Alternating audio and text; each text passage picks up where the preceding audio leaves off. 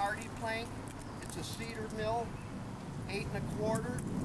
It's a prime siding. It does need painting when it's done. I really like this siding. It's a pretty siding. When you install it, you always want to maintain that 1 1/4. That will give you a 7-inch exposure. So each one of these will be exactly 7 inches. Hardy plank is manufactured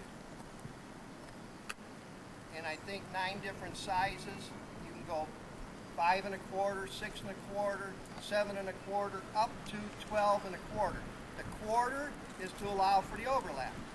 This is 8 1/4. It gives us a 7-inch exposure. Now with the hanging nail, from the saddle that the siding goes in to the nail hole is 12 3/8. It will just accept the largest piece of siding. That would be 12 1/4.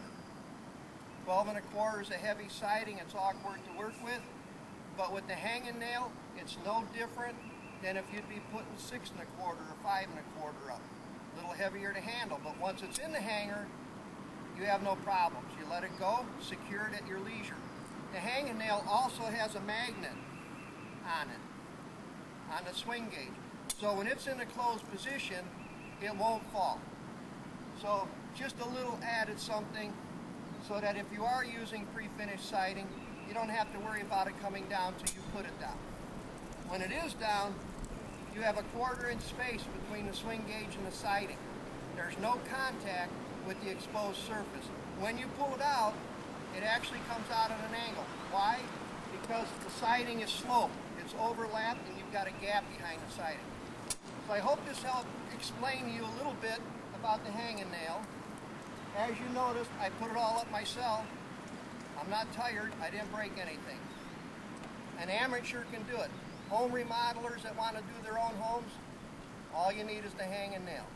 This is one of the larger pieces of siding. I did screw it up so that I can remove the screws and remove the siding. Normally you would use an air gun or a nail gun. When you drive the nails in, you want them just to stick out a touch and go back and touch them up, top them off with a hammer. You don't want to drive them into the siding. So again, I hope this helped you. If you have any questions, we're going to have a website, and it'll be the Hanging Nail website. We'll have more information and prices on the hanging nail at that time.